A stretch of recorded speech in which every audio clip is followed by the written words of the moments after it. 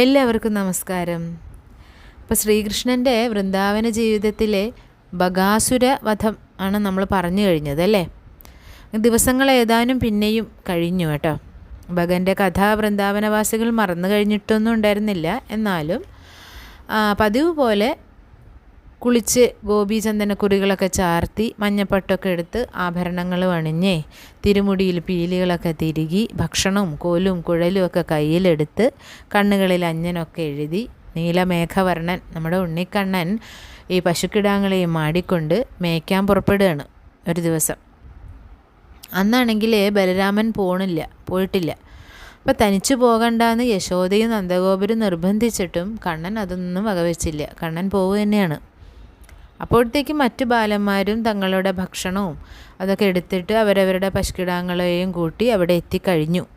പിന്നീട് എല്ലാവരും കൂടി ഒരു കൂട്ടമായിട്ട് കാളിന്തി തീരത്തിലേക്ക് തിരിച്ചു. യാത്രാ മുഹൂർത്തത്തിൽ ഉണ്ണിക്കണ്ണൻ തൻ്റെ മധുരമായ മുരളീനാദം മുഴക്കുന്നുണ്ട്. അതേ തുടർന്ന് ചങ്ങാതിമാരും തങ്ങളുടെ ഓടക്കുഴലുകളിൽ ഗാനമുതിർത്തുകൊണ്ടാണ് അവർ പോകുന്നത്. ഈ പശുക്കിടാങ്ങളുടെയും പശുക്കളുടെയൊക്കെ എണ്ണം നോക്കുകയാണെങ്കിൽ 1000 മേൽ വരുമായിരുന്നു എന്നാണ് പറയുന്നത്. അവയെ നദിയുടെ തീരത്തുള്ള പുൽത്തകിടുകളിലും ഗോവർദ്ധനത്തിൻ്റെ അടിവാരങ്ങളിലും ഒക്കെ മേയാൻ വിട്ടിട്ട് കുട്ടികൾ വൃക്ഷത്തണലുകളിൽ മാറിയിരുന്ന് കളിക്കാൻ തുടങ്ങി. കളിക്കുന്നതിനിടയിൽ അവർ നല്ല പൂമാലകളും കുന്നിക്കുരുമാലകളൊക്കെ ഉണ്ടാക്കുന്നുണ്ട്. കണ്ണൻ്റെ കഴുത്തിലും ശിരസിലും തിരുമുടിയിലൊക്കെ അണിയിക്കാൻ വേണ്ടിയാണ് അവർ ഇതൊക്കെ ഉണ്ടാക്കുന്നത് തന്നെ. അത്രയ്ക്കും സ്നേഹവും ഭക്തിയുമാണ് കൃഷ്ണനോട് അവർക്ക്. അവരുടെ ലീലകൾ പല വിധത്തിലായിരുന്നു. കുട്ടികളാണല്ലോ, പല കളികളാണ് അവർക്ക്. ചിലരാണെങ്കിൽ കുയിലുകളെ പോലെ മൂളും. ചിലർ പീലിയൊക്കെ പുറകെ വെച്ച് കെട്ടി മയിലുകളെ പോലെ ആടും. ചിലർ പെണ്ണുങ്ങളെ പോലെയൊക്കെ വേഷം കെട്ടി നൃത്തം ചെയ്യും.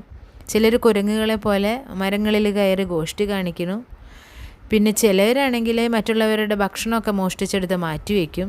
വല്ല പരാതി വന്നു കഴിഞ്ഞാൽ അത് കൃഷ്ണൻ്റെ അടുത്താണ് പോയി പറയുക എല്ലാവരും. അങ്ങനെ പല പ്രകാരത്തിലുള്ള നർമ്മ വിനോദങ്ങളും കഴിഞ്ഞ് അവർ കാളിന്തിയിലൊക്കെ ഇറങ്ങി കൈകാലുകളും മുഖവും കഴുകി വെള്ളം കുടിച്ച് ക്ഷീണം തീർത്ത് പശുക്കുട്ടികളൊക്കെ മേയുന്ന സ്ഥലത്തേക്ക് യാത്ര തിരിച്ചു.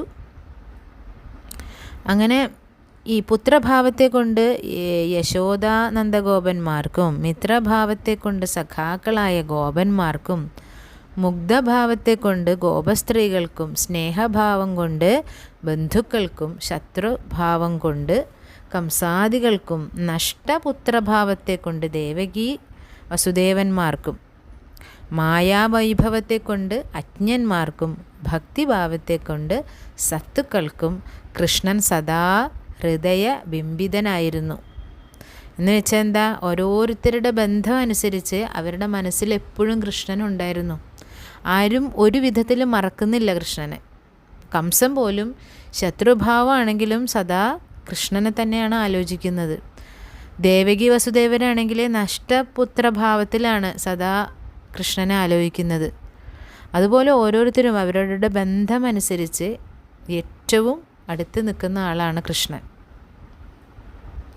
ചങ്ങാതിമാരായ ഗോപന്മാർക്ക് നന്ദകുമാരനോട് തോന്നിയ നിർവ്യാജ സ്നേഹം, അത് സ്നേഹത്തിന് കാരണം അതാണ് എന്ന് പറയാം. ഭഗൻ്റെ അനുജനായിട്ട് ഒരു അഖനുണ്ട്. അഖൻ എന്ന അസുരൻ കംസരാജൻ്റെ ഭോജാധിപൻ്റെ നിർദ്ദേശമനുസരിച്ച് ഒരു വലിയ ഭോഗീന്ദ്രൻ്റെ ആകൃതി അവലംബിച്ച് ഈ കൃഷ്ണനും കൂട്ടുകാരും വരുന്ന വഴിയിൽ കിടന്നു. എന്താ അത്, വലിയ പെരുമ്പാമ്പിൻ്റെ രൂപത്തിലാണ്. അപ്പോൾ ഭോഗീന്ദ്രശായിയാണല്ലേ കൃഷ്ണൻ. അപ്പോൾ ആ കൃഷ്ണൻ്റെ മുന്നിലാണ് കിടക്കാൻ പോകുന്നത്, ഒരു വലിയ പെരുമ്പാമ്പിൻ്റെ രൂപത്തിൽ. തൻ്റെ ജ്യേഷ്ഠനായ ഭഗനെയും ജ്യേഷ്ഠത്തിയായ പൂതനയെയും വധിച്ച നീചനാണ് കൃഷ്ണൻ. അതാണ് അഖൻ്റെ ചിന്ത. അവനെ കൊന്ന് അവൻ്റെ ചോര കണ്ട് അവർക്ക് തർപ്പണം നടത്തണം. ഇതാണ് തീരുമാനം അഖൻ്റെ. ഈ വിധം നിശ്ചയിച്ച് ഭീമാകാരമായ ഒരു പെരുമ്പാമ്പിൻ്റെ വേഷമൊക്കെ ധരിച്ച് വിവിധ വിസ്താരത്തിൽ ഈ ഭയങ്കര ഗഹ്വര സമാനം വലിയൊരു ഗുഹയാണെന്ന് തോന്നുമാറ് വായും പൊളിച്ച് ആ ദുഷ്ടൻ കൃഷ്ണനും ഗോപന്മാരും സഞ്ചരിക്കുന്ന വഴിയിൽ വന്ന് അനക്കമില്ലാതെ കിടന്നു. അങ്ങനെ പശുക്കിടാങ്ങളെ ഗോവത്സങ്ങളെ വെള്ളം കുടിപ്പിച്ച് മേയാൻ വിട്ടതിന് ശേഷം എല്ലാവരും കൂടി തിരിച്ചു വരുമ്പോൾ മുമ്പെങ്ങും കണ്ടിട്ടില്ലാത്ത വിധം ഒരു വലിയ ഗുഹ വഴിയിൽ കാണപ്പെടുന്നു. കൃഷ്ണൻ ഏറ്റവും പുറകിലായിരുന്നു. അപ്പോൾ താഴെ ഭൂതലവും മുകളിൽ മേഘതലവും മുട്ടിയാണ് ഈ ഇങ്ങനെ ഇരിക്കുന്നതേ. മുകളിൽ നോക്കുമ്പോൾ ആകാശം മുട്ടിയിരിക്കുകയാണ്, താഴെയാണെങ്കിൽ ഭൂതലം മുട്ടിയിരിക്കുക. അപ്പോൾ വേറെ സ്ഥലമൊന്നും കാണാനില്ല അവർക്ക്. അപ്പോൾ അതൊരു ഗുഹ തന്നെയാണ് എന്നേ തോന്നൂ. ഇതിൽ കൂടി അങ്ങോട്ട് കടന്ന അപ്പുറത്ത് നല്ല പുൽമേടുകൾ കണ്ടുപിടിക്കാൻ കഴിയും. നമ്മൾ ഇതുവരെ ഈ വഴി കാണാതിരുന്നത് ബുദ്ധിമോശമായി പോയി എന്ന് തമ്മിൽ പറഞ്ഞുകൊണ്ട് ആ ഉരകവക്ത്ര ഗഹ്വരത്തിൽ കൂടി, ആ വലിയ പെരുമ്പാമ്പിൻ്റെ വായിൽ കൂടി കടന്ന് അവൻ്റെ ഉദരത്തിലെത്തി. ആരാ? കുട്ടികൾ. അപ്പോഴാണ് ശത്രുവിൻ്റെ വയറ്റിൽ തങ്ങൾ അകപ്പെട്ടിരിക്കുന്ന വിവരം പാവപ്പെട്ട പശുപാലക ബാലന്മാർ അറിയുന്നത്. അവർ പ്രാണരക്ഷാർത്ഥം അവിടെ കിടന്ന് ബഹളം കൂട്ടി കരഞ്ഞു.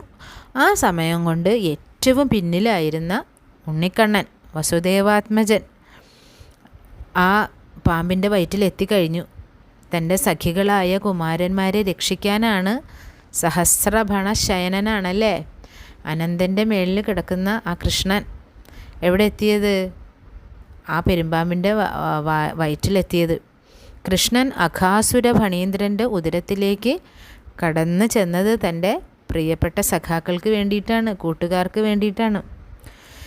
ശത്രുവും അവൻ്റെ മിത്രങ്ങളും തൻ്റെ വയറ്റിൽ അകപ്പെട്ടു കഴിഞ്ഞിരിക്കുന്നു എന്നുള്ള സന്തോഷത്തോടെ അഘാസുരൻ വായ് പെട്ടെന്നങ്ങ് അടച്ച് മുറുക്കി. കാളിന്തിയുടെ മറ്റൊരു ഭാഗത്ത് കാളിയൻ എന്ന ഘോര സർപ്പം വിഹരിക്കുന്നുണ്ടെന്ന് അഘാസുരൻ കേട്ടിട്ടുണ്ട്. അപ്പോൾ ശത്രുക്കളെയും വയറ്റിലിട്ടുകൊണ്ട് അങ്ങോട്ട് ഇഴഞ്ഞു പോകാൻ അവൻ ശ്രമിച്ചു. പക്ഷെ അല്പം പോലും അനങ്ങാൻ പറ്റണില്ല അഘാസുരന്. തൻ്റെ തോഴരുടെ വിഷമങ്ങളും മരണഭീതിയും കണ്ട് ഉണ്ണിക്കണ്ണൻ അപ്പോൾ അവരെ സമാധാനപ്പെടുത്തിക്കൊണ്ടിരിക്കുകയാണ്. പേടിക്കണ്ട, ഞാനില്ലേ കൂടെ എന്ന് പറയാണ്.